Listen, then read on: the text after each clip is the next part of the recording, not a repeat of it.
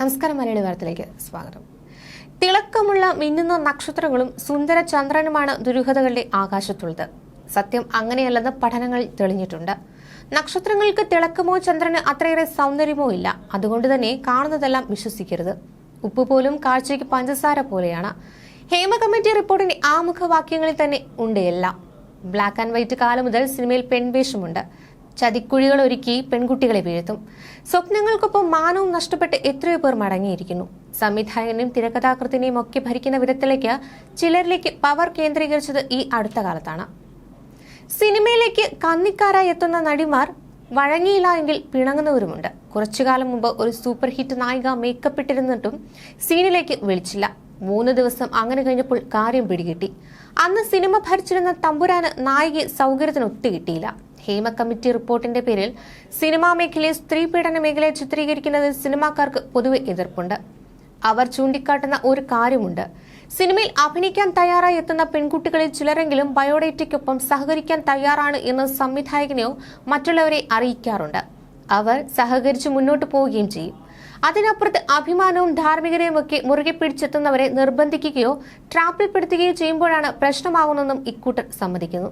Hema committee report പുറത്തു വന്നതിനു ശേഷം നേരത്തെ ദുരനുഭവം ഉണ്ടായവരിൽ ചിലരെങ്കിലും പരസ്യമായി പ്രതികരിച്ചിട്ടുണ്ട്. ചെറുവേഷങ്ങൾ ചെയ്യുന്ന കോഴിക്കോട് സ്വദേശിയായ ഒരു യുവതി പറഞ്ഞത്, ഒരു സ്ക്രിപ്റ്റ് എഴുതി വായിച്ചവരൊക്കെ നല്ലതെന്ന് പറഞ്ഞു. പക്ഷെ സിനിമയാക്കണമെങ്കിൽ വഴങ്ങിക്കൊടുക്കണം. ഇക്കാര്യം ആവശ്യപ്പെട്ടവരിൽ വയോധികനുമുണ്ടായിരുന്നു. അങ്ങനെ സിനിമാ മോഹം മതിയാക്കിയ യുവതി ഇപ്പോൾ നാട്ടിൽ പായസ കച്ചവടം ചെയ്ത് ജീവിക്കുകയാണ്.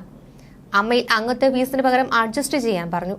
2 ലക്ഷത്തിന് പകരം അഡ്ജസ്റ്റ് ചെയ്യാനാണ് ഇടവേള ബാബു ആവശ്യപ്പെട്ടത്. അഡ്ജസ്റ്റ് ചെയ്താൽ 2 ലക്ഷം വേണ്ട, അവസരവും കിട്ടുമെന്ന് പറഞ്ഞു. അഡ്ജസ്റ്റ് ചെയ്താൽ സിനിമയിൽ ഉയരുമെന്ന് ഉപദേശിച്ചു. ഹരികുമാർ, സുധീഷ് എന്നിവരിൽ നിന്നും മോശം അനുഭവങ്ങൾ ഉണ്ടായി. ഒരുമിച്ച് യാത്ര ചെയ്യാം, ടൂർ പോകാം എന്നൊക്കെയാണ് സുധീഷ് പറഞ്ഞത്. സിനിമയിൽ ഏറ്റവും കൂടുതൽ ചൂഷണം നേരിടുന്ന വിഭാഗമാണ് ജൂനിയർ ആർട്ടിസ്റ്റുകളെന്ന് ജൂനിയർ ആർട്ടിസ്റ്റ് അസ്നിയ പറയുന്നു. കരാർ ഒന്നുമില്ലാതെയാണ് സിനിമയിൽ അവർ എത്തുന്നത്. അതിനകത്തിൽ കൃത്യമായി വേതനം ലഭിക്കാറില്ല. ലൊക്കേഷനിൽ ജൂനിയർ ആർട്ടിസ്റ്റുകൾ അടിമത്തം നേരിടുന്നു. വസ്ത്രം മാറാനടക്കം സുരക്ഷിതമായ ഇടമില്ല. എനിക്ക് വേണ്ടി അഡ്ജസ്റ്റ് ചെയ്താൽ അവസരമുണ്ടാക്കി തരാമെന്ന് ഒരു പ്രൊഡക്ഷൻ കൺട്രോളർ നേരിട്ട് പറഞ്ഞു. ഞാനുമായി സഹകരിച്ച വ്യക്തികളാണെന്ന് പറഞ്ഞ് ചില നടിമാരുടെ ചിത്രങ്ങളും കാണിച്ചു, അസ്നിയ വ്യക്തമാക്കി.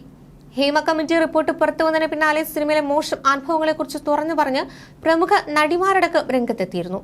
രഞ്ജിത്ത് സംവിധാനം ചെയ്ത പാലേരി മാണിക്യം സിനിമയിൽ അഭിനയിക്കാനെത്തിയപ്പോൾ സംവിധായകൻ മോശമായി പെരുമാറിയെന്ന് ബംഗാളി നടി ശ്രീലേഖ മിത്ര കഴിഞ്ഞ ദിവസം വെളിപ്പെടുത്തി. തൊഴിലെടുത്ത് തനിക്ക് മോശം അനുഭവമുണ്ടായെന്ന് അമ്മ എക്സിക്യൂട്ടീവ് അംഗവും നടിയുമായ അൻസിബ ഹസനും പ്രതികരിച്ചു. 1980കളിൽ തിരുവനന്തപുരം വിമൻസ് കോളേജ് കേന്ദ്രീകരിച്ച് വിദ്യാർത്ഥികളെ സിനിമയിലെ വേഷത്തിന് പ്രലോഭിപ്പിച്ചു കൊണ്ടുപോയിരുന്നുവെന്നും അന്ന് യുവതികളെ കാറിൽ കൊണ്ടുപോകുന്ന നടന് സർക്കാരിൽ ഉന്നത ബന്ധം ഉണ്ടായിരുന്നതായും സാമ്പത്തിക വിദഗ്ധയും അധ്യാപികയുമായ മേരി ജോർജ് വെളിപ്പെടുത്തിയിരുന്നു. അന്ന് യുവതികളെ കാറിൽ കൊണ്ടുപോകുന്ന നടന് സർക്കാരിൽ ഉന്നത ബന്ധമുണ്ടായിരുന്നതായും മേരി ജോർജ് വെളിപ്പെടുത്തി. എല്ലാ ദിവസവും വില കൂടിയ കാർ വന്ന് കോളേജിന്റെ ഗേറ്റിന്റെ പുറത്തു നിൽക്കുകയും ചില പെൺകുട്ടികൾ ആ വണ്ടിയിൽ കയറി പോവുകയും ചെയ്യുമായിരുന്നു. വിദ്യാർത്ഥികൾ പറഞ്ഞാണ് അധ്യാപകർ ഇക്കാര്യം അറിഞ്ഞത്. ഇതോടെ അധ്യാപകർ ഇത് നിരീക്ഷിക്കാൻ തുടങ്ങി. സംഭവം സത്യമാണെന്ന് ബോധ്യപ്പെട്ട അധ്യാപകർ ഇക്കാര്യം പ്രിൻസിപ്പലിനെ അറിയിച്ചു. പ്രിൻസിപ്പലും ഇക്കാര്യം നിരീക്ഷിച്ച് ഇതൊക്കെ പെൺകുട്ടികളാണ് പോകുന്നതെന്നും ആരാണ് കൊണ്ടുപോകുന്നതെന്നുള്ള കാര്യങ്ങൾ മനസ്സിലാക്കി. എന്നാൽ പ്രിൻസിപ്പലിന് സംഭവത്തിൽ ഇടപെടാനായില്ല.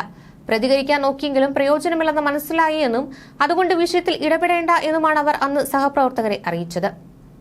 ന്യൂസ് ഡെസ്ക് മലയാളി വാർത്ത.